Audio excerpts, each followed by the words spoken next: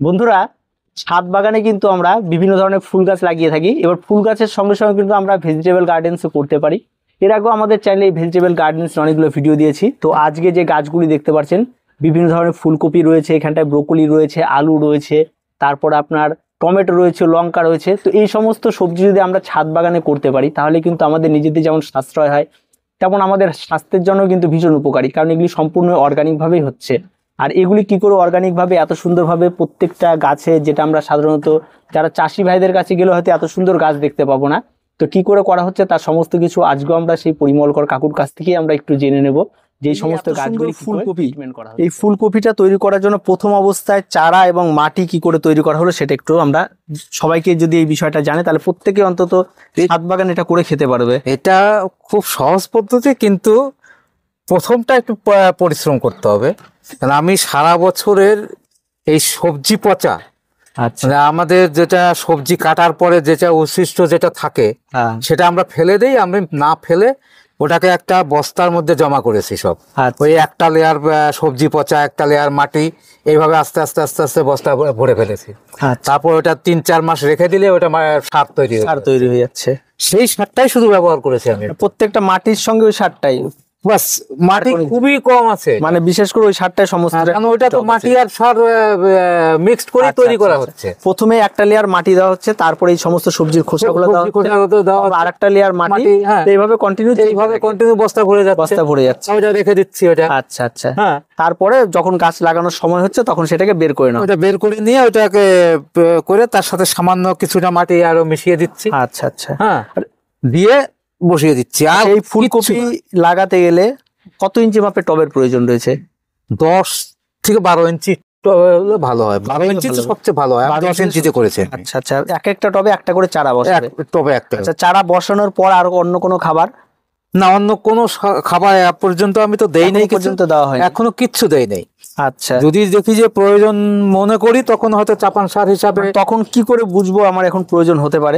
গাছের কালারটা দেখে, মানে গ্রোথ হচ্ছে না, তখন একটা বোঝাই যায় দেখলে, হ্যাঁ, যেটা গ্রোথ হচ্ছে না। ফুল আসার সময় হয়ে গেছে, সময় হয়ে আসছে, প্রায় ফুল চলে আসবে কিছুদিন পরে। যে গাছের গ্রোথ, ফুল হয়তো বেশ বড় হবে আশা করছি। আচ্ছা, এখন আমরা এখানে আসার পর আরেকটা জিনিস দেখছি, আলু গাছ।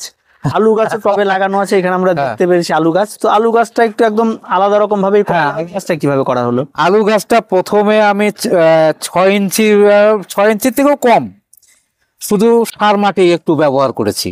হ্যাঁ, সার মিশ্রিত মাটি ব্যবহার করেছি ওই গাছটা লেগে ওঠার জন্য। আচ্ছা, তারপরে আস্তে আস্তে গাছটাও বাড়ছে, আস্তে আস্তে পাতা পচা সার, শুধু পাতা পচা। আচ্ছা আচ্ছা, ওই যে সারা বছর যে আমার গাছের যে পাতাগুলো পড়ে থাকে ওইগুলাও, ওই যে একটা হাড়ি আছে দেখো, আমি হাড়ির মধ্যে সব পচাই। আচ্ছা, ওই পাতা পচা সারকেই শুধু ব্যবহার করেছে, আর কিচ্ছু, আর কোনো কিছু নেই এর মধ্যে। তাতে ওইটা মাটিটা একদম ঝুরঝুরা থাকবে, আলুটা ফলটা ভালো হবে। আচ্ছা, ও তো চারিদিকে ছড়াতে পারবে, আলু ছড়াতে পারবে তাড়াতাড়ি। তো শুনতেই পেলেন, একদম সহজ সরল আইডিয়া। এটা আমরা প্রত্যেকের গাছ খারাপ হয় না, ভালোই হয়েছে। বর্ষার পরপরই মোটামুটি আলু লাগানোর সময় তখন ছোট ছোট আলুর মধ্যে দিয়ে তো মোটামুটি গাছ চারা বেরিয়েই থাকে, সেগুলো বাজার থেকে নিয়ে আসা আলু। হ্যাঁ, প্রতিনিয়ত আমরা খেয়ে থাকি, সেটাও করতে পারি। আর একটা বিষয় রয়েছে টমেটো গাছ। টমেটো গাছ অত্যন্ত সুন্দর। টমেটো মোটামুটি 2-3টে ভ্যারাইটি আমি দেখলাম। এটাও সেই টমেটো রয়েছে এবং আপনারা তো দেখতে পাচ্ছেন।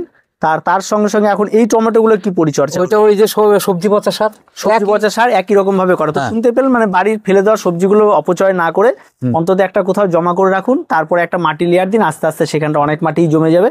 তারপর সেই সমস্ত মাটির জন্য সার কিনতে হচ্ছে না, বাড়ির মানে তৈরি সার পাওয়া যাচ্ছে। প্রথমত হচ্ছে সার কিনতে হচ্ছে না, তারপর আর একটা বিষয় হচ্ছে আমাদের স্বাস্থ্যের কথা ভাবলে কিন্তু এখানে কোনো রকম রাসায়নিক কোনো কিছু ব্যবহার, রাসায়নিক কিছু নাই, সহজ সরল ভাবে কিন্তু এখানে কিন্তু আমরা এই গাছগুলি করতে পারি। তো এরকম আমরা যদি ছাদ বাগানে প্রচুর পরিমাণে যদি এই সমস্ত ভেজিটেবল গার্ডেন্স করি তাহলে কিন্তু আমাদের খাবারের বেশ একটা, মানে আমাদের স্বাস্থ্যের জন্য ভীষণ উপকারী, এবং এটা তো একটা দিক রয়েছেই। এবং তার সঙ্গে সঙ্গে বর্তমানে অনেক মানুষই রয়েছে যারা মোটামুটি একটা চিন্তা ভাবনা করছে যে আমাদের স্বাস্থ্যের কথা ভেবে যে অর্গানিক একটা গার্ডেনিং করা।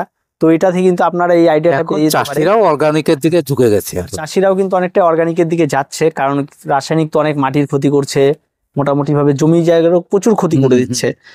তো শুনতে পেলেন, তো এই সহজ সরল ভাবে কিন্তু ছাদ বাগানেও কিন্তু এই ধরনের সবজি করা যায়। তো আমরা এই আইডিয়াটা কিন্তু পরিমলকর কাকুর থেকে পেলাম, এবং আপনারা এইভাবেই করুন। তো আর কিছু বলার নেই, প্রত্যেকে করতে পারবেন সহজ সরল পরিচর্যার এইগুলি। তো ভিডিওটি আজকে এ পর্যন্তই। ভিডিওটি ভালো লাগলে অবশ্যই লাইক, শেয়ার এবং কমেন্ট করুন, আর আমাদের চ্যানেলটিকে অবশ্যই সাবস্ক্রাইব করুন।